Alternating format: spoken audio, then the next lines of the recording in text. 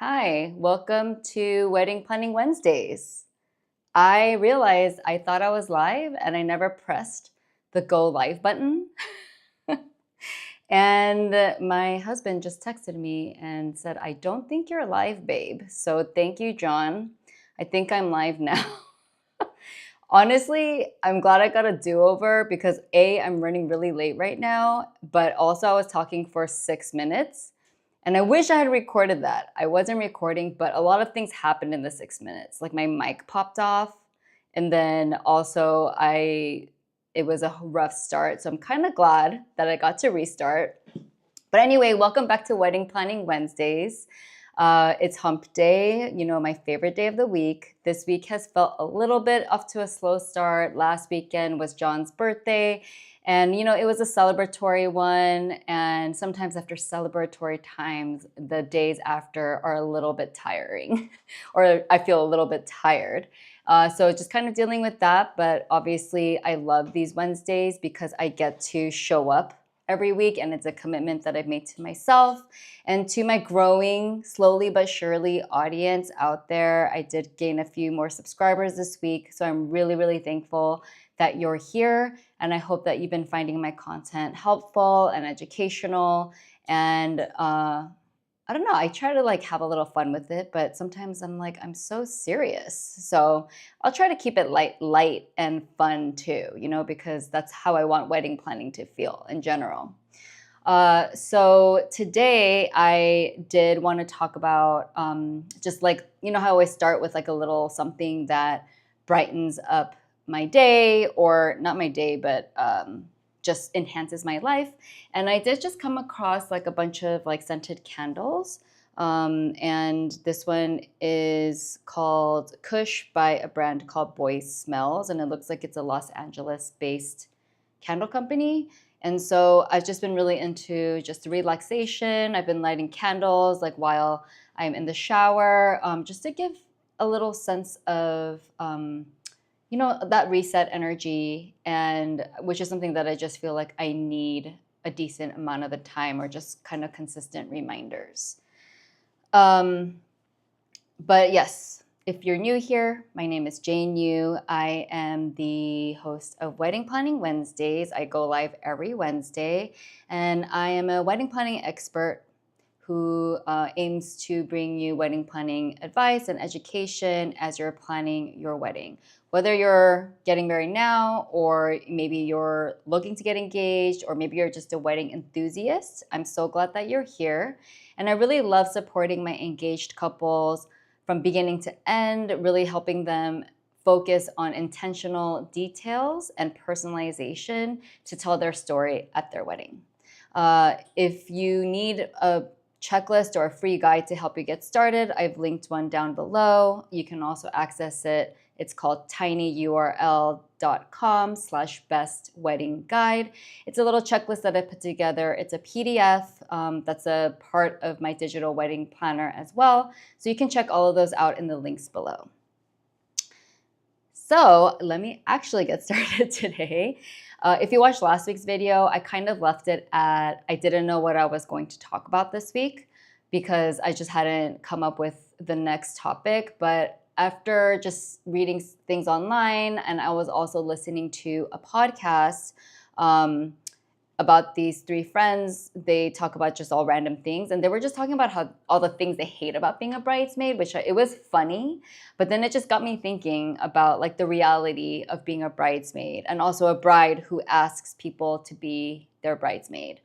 And I'm going to talk about this from the perspective of having been a bridesmaid and also a bride, and then also as a planner, having observed things that brides have gone through with their friends, and also things that I've just seen and read online. So that's the perspective that I'm going to be coming from. I think it would really be interesting to talk to a groom who had groomsmen, or people who had mixed gender parties, and also for same-sex couples and queer couples who may have a wedding party that doesn't look like what you might expect it to look for a hetero couple. And so if anyone has any, I can definitely reach out to my some same-sex clients that I've worked with in the past, because I would definitely be interested to know, or to observe if there were any nuances that they might have picked up on that I wouldn't have otherwise. So for myself, I have been a bridesmaid, I think 7 times. It's been a while. I think the last time I was a bridesmaid was 6 or 7 years ago. So, most of my good friends, or pretty much all my great, like, close friends, are married. The times that I was a bridesmaid, it was all at different stages in my life. Like, a couple were very close to graduating from college, early to mid 20s, and then like late 20s, and then some in our 30s. And at every phase, depending also how many weddings you've been a part of, it felt really different, because I was also at very different phases of my life. And also, when I was a bridesmaid for one of the first times, we really didn't know what we were supposed to be doing, because you just kind of like look at what people are doing or have done. And back then, I guess blogs and things were around. Wow, I'm really dating myself, but I guess there were blogs. There wasn't like Instagram and all of this like when I first became a bridesmaid. And so it's interesting to have seen the progression from when I was a bridesmaid in my early 20s until into my 30s. And of course, when you're older, you have more money as well. For the most part, there was a midpoint there when I was a bridesmaid. I wasn't financially in the best place, so I showed up as best as I could. But I was also honest about my boundaries, or not boundaries, but just about what I could afford when it came to the bachelorette party and the everything else.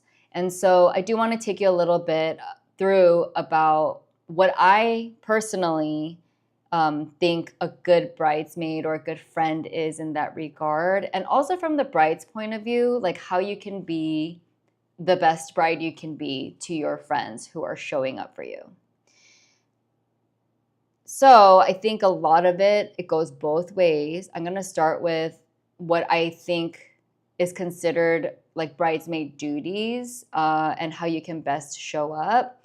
And I actually contributed, I did want to show you, I did contribute to an article a couple of years ago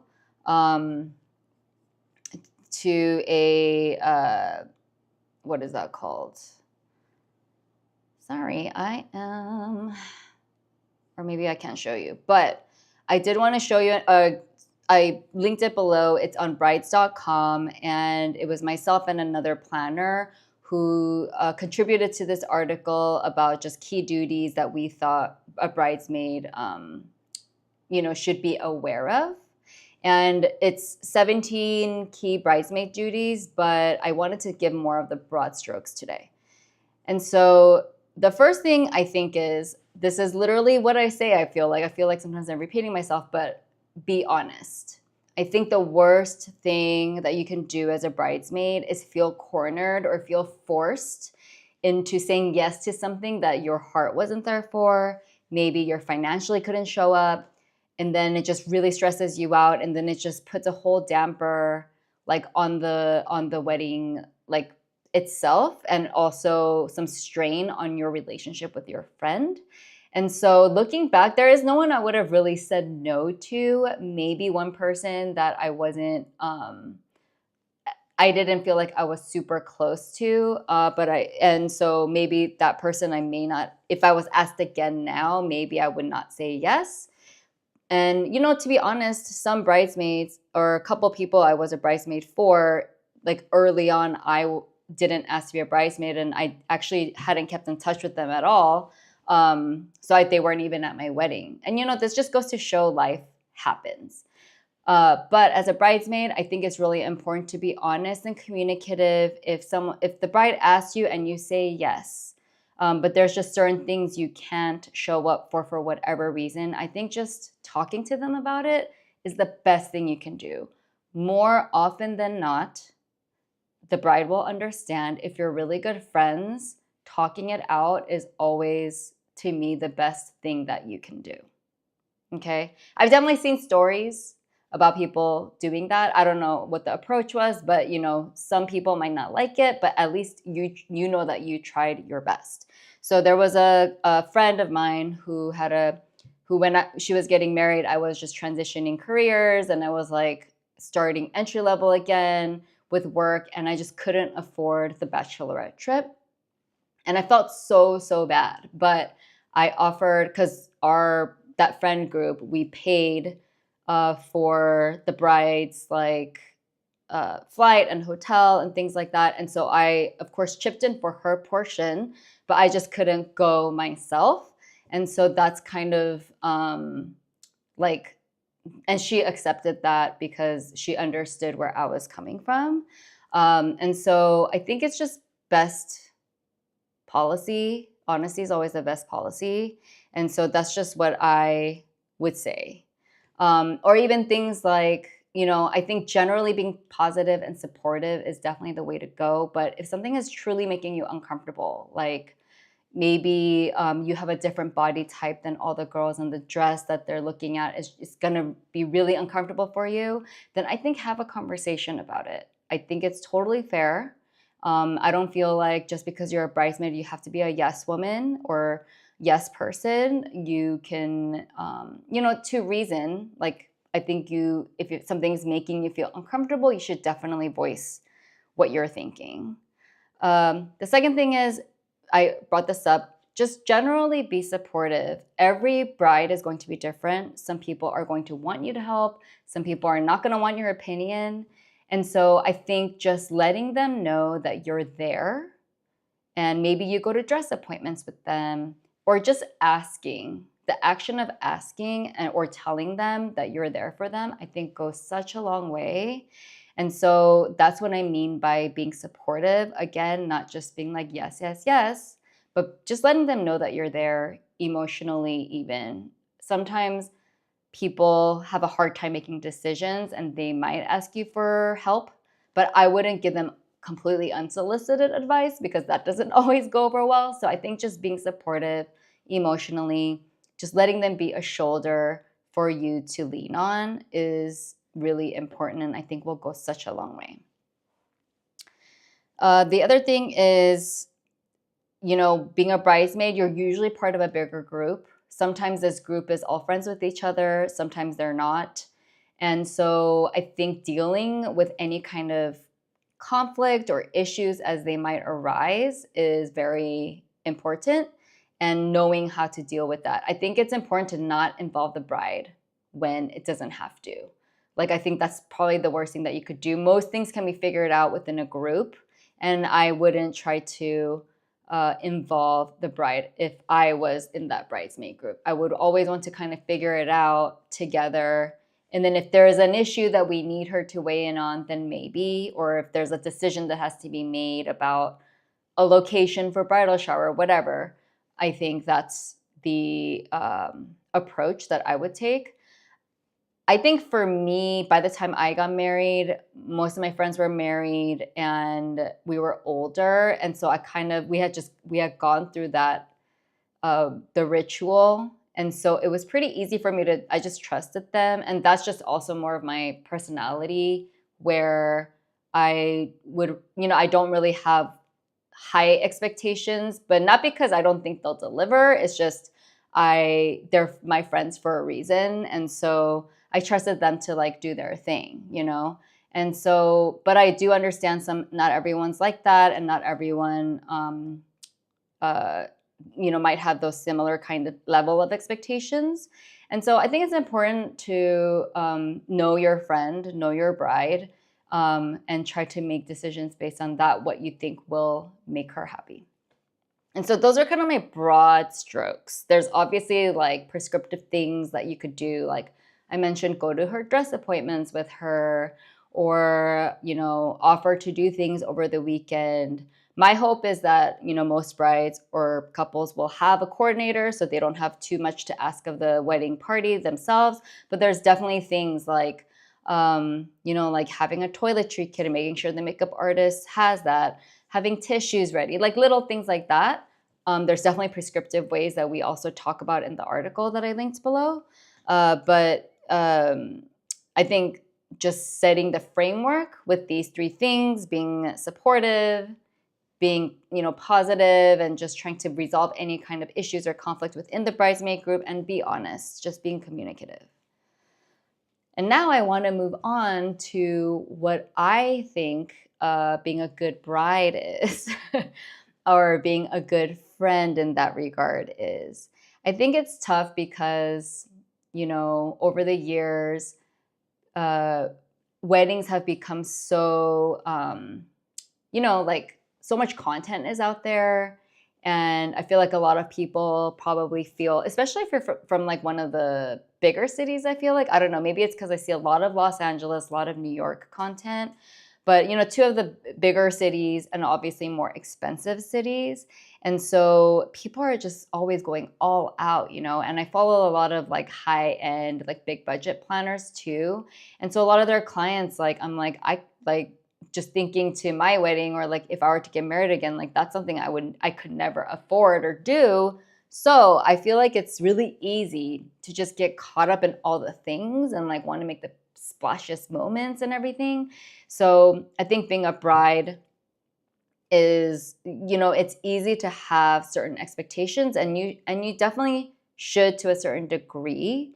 I think when you ask your friends to be a part of your wedding party, I think seeing it as like grounding yourself in the gratitude of them being there for you, I think is important, rather than expecting them to just, be a blanket, like show up for everything you ask for kind of thing.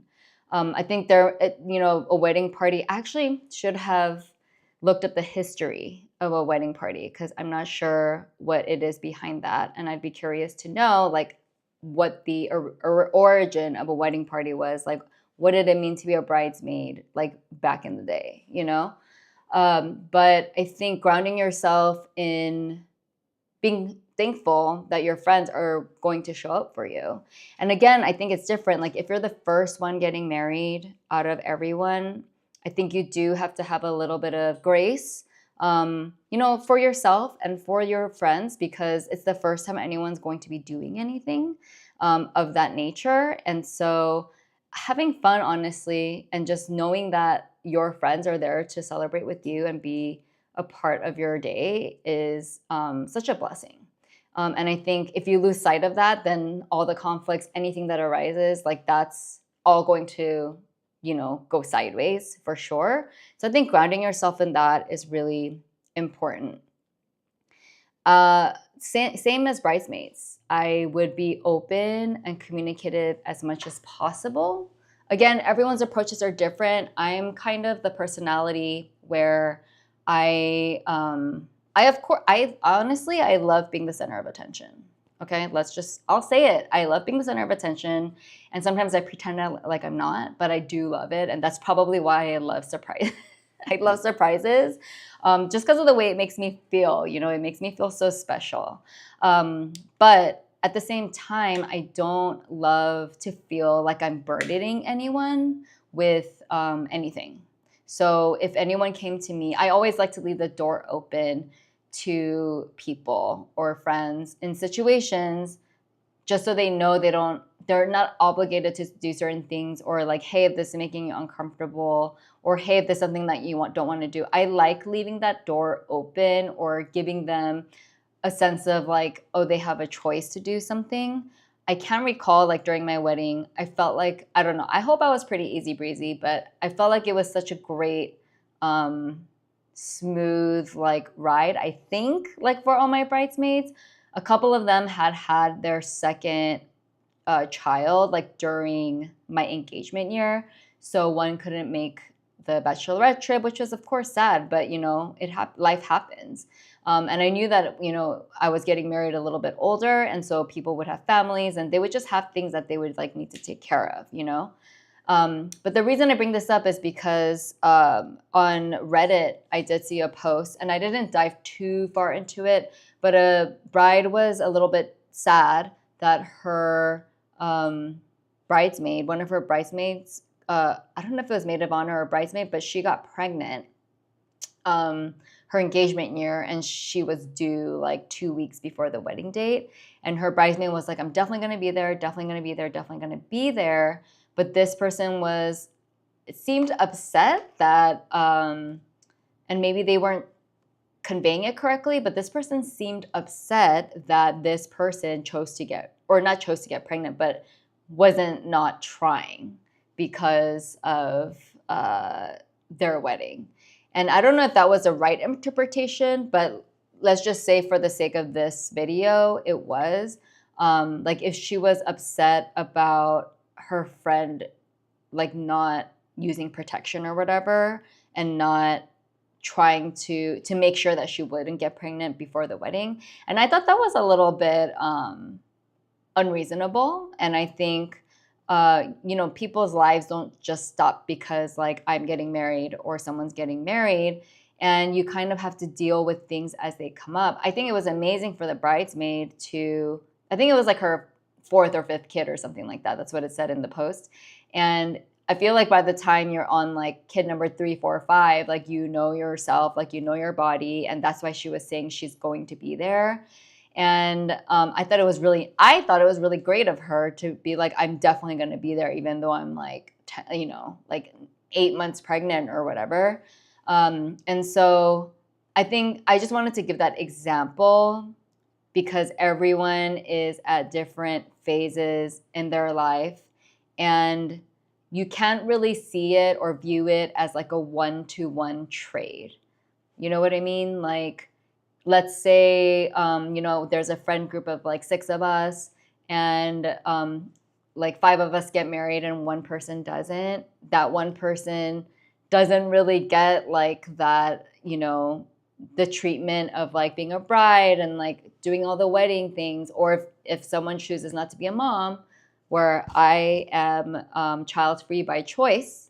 And so I'm never going to get the baby showers or have people come to my kids' birthdays and like things like that. Like I'm not gonna get that because that's something that I chose not to do. But I think my point is, if you're going to ask someone to celebrate for you, it's not like a tit for tat situation. Like it's like, oh, because I'm gonna be your bridesmaid in the future, right? It's like you're asking them because you want them to show up for you, and you want them to say yes, not because you want them to reciprocate later down the line. This is just the time and place of what's happening, and taking those moments and keeping those moments close is like what's important. I feel like I'm rambling a little bit, but you get what I'm saying. Everyone, like I said, is so different. Everyone approaches relationships and friendships very differently, and that's why I say honesty is the best policy. If you're communicative, you say what you want to say, be kind and as reasonable as possible. That may seem like a tall order for people, some people, I don't know. But as long as you have that, I feel like any conflicts or issues can definitely be worked out. And, even this week, I, experienced something just with friends that was not super ideal for me. And I was feeling frustrated a little bit, but I was trying to get out my feelings, and I just communicated what I felt about it. And I think it's just important to do that. I don't think everyone does that. And if you have a different way of processing or getting through friendships or conflicts, that's totally fine, as long as you have a way to do that. But anyway, I hope that was helpful. If you are going to be a bridesmaid soon, I would love to know, or if you have been a bridesmaid, I would love to know what conflicts you might have run into. Are you still friends with your bride? If you have tea, spill the tea. I want to hear it. And again, if you're a bride or a couple or whoever getting married, I do have my free wedding planning checklist in the description below. And next week, again, I am not sure what I'm going to talk about, but hopefully, or not hopefully, I will have it ready, of course, for next week. But I'll be back next Wednesday, and I look forward to seeing you. Thank you for being here.